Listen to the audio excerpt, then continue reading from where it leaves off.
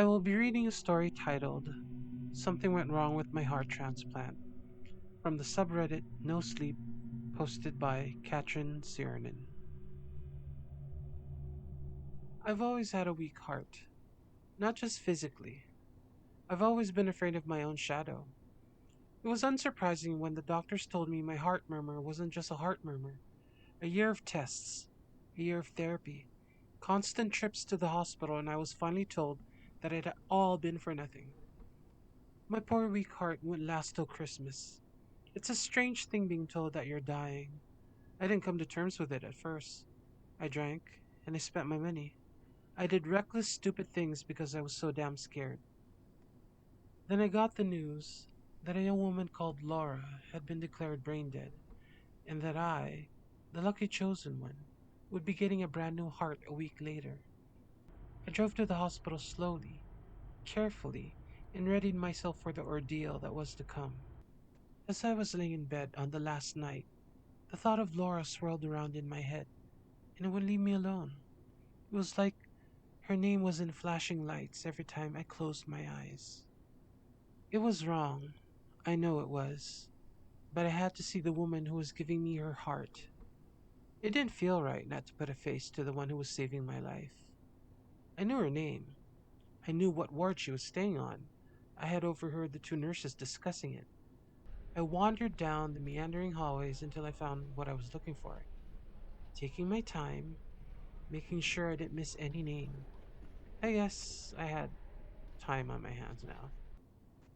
In the second to the last room, she lay in bed. A woman sat on the bed next to her, holding her hand, and my own weak heart stuttered. Excuse me, I had no idea what to say to her. I'm Jenna.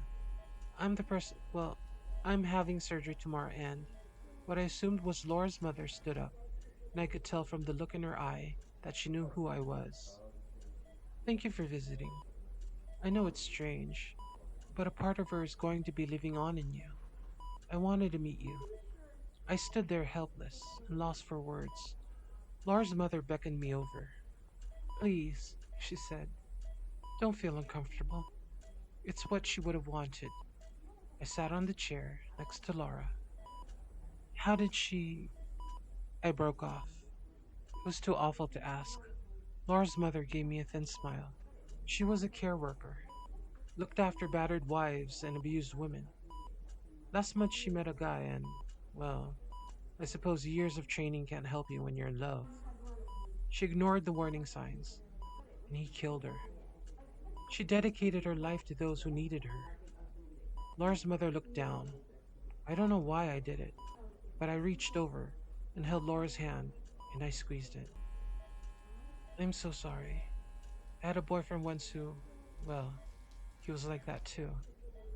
Someone like Laura convinced me to leave. Laura's mother gave me another half smile. I could see the tears in her eyes. Then Laura squeezed my hand, tightly. She gripped me so hard that her fingernails dug into my skin. I recoiled, a look of horror on my face. Laura's mother looked at me calmly. She squeezes my hand sometimes as well. I think the doctors called it muscle spasms. Either way, there's none of Laura left in there anymore. I looked at the small crescent moons that had just started to bleed on the palm of my hand.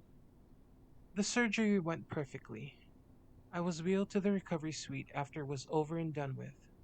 The raised wound on my chest covered by gauze. It was better if I didn't see it. I thought I didn't need any more heart issues. I spent the first day doped up on the pain medication, eating only a little and sitting up maybe 2 times. It was a long process, but they reassured me. Laura's mother came to visit me the day before I was due to leave. Her calm demeanor hadn't wavered, but I could tell that she was suffering. She looked 10 years older, and her hand shook when she gave me a hug. When are you going home? Tomorrow, I told her. Please, come visit me whenever you want. I started to jot down my address for her, and out of the corner of my eye, a flash of blonde disappeared through the doorway, the same brilliant blonde as Laura's hair. Ow! I cried out suddenly, felt like someone had sharply squeezed my hand so hard that it almost crushed the bones.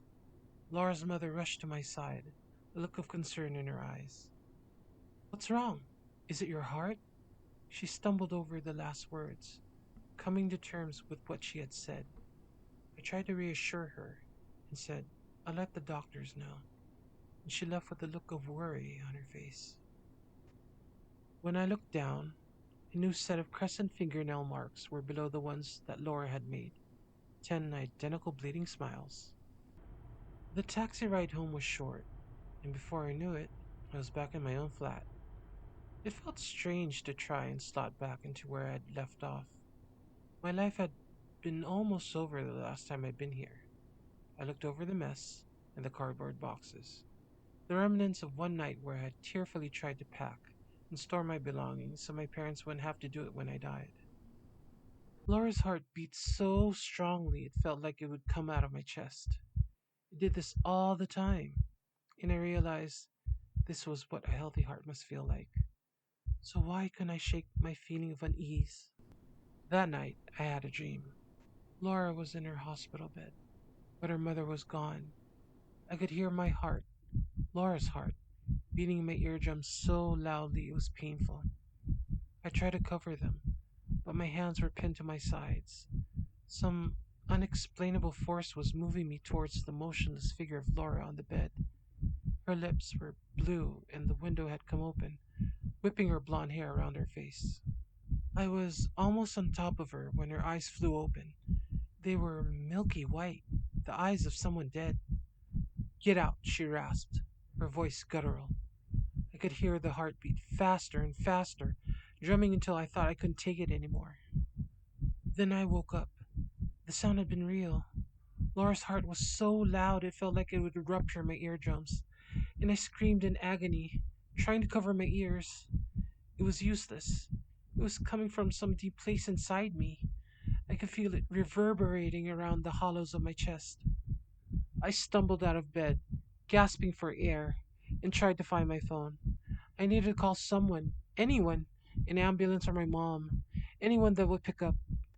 Get out. It was a faint whisper over the hammering thumps of Laura's heart, a low, guttural voice that sounded like it had been made by an animal, and I crawled to the door, down the hallway, choking on my screams for help. My neighbor opened the door, his eyes as wide as saucers at the sight of me on the floor, clutching my chest. He drove me to the hospital as I cried in the passenger seat of his car. After about 50 different checkups, the doctors told me that absolutely nothing was wrong with me. They told me my heart was regular, my blood pressure was normal, and that everything was going swimmingly. I stood in the waiting area, wallowing in my shame and frustration. That heart didn't belong to me. My phone buzzed on the counter. An unknown number. Great. That was all I needed. More unexplained scary things like a stranger on the end of the phone. My voice sounded small on the line.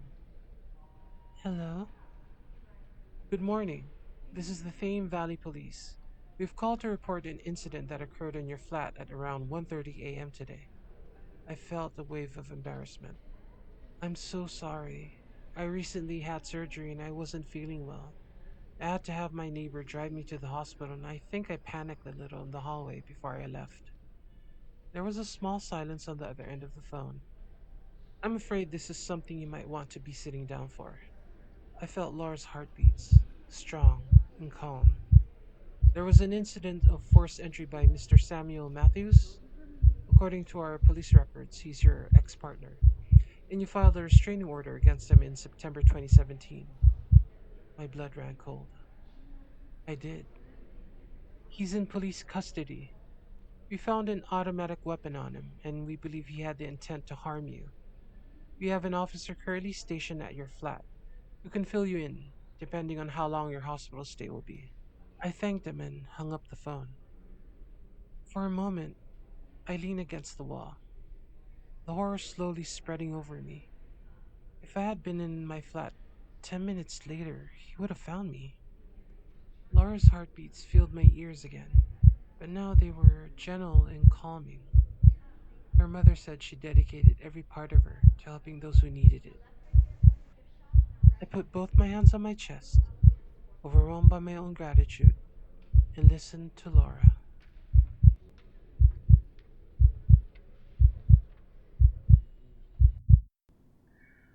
We've come to the end of our story, and if you guys did enjoy, I do hope you would also be generous enough to like, comment, and subscribe. And with that being said, y'all come back now, you hear? I do like giving y'all the heebie jeebies.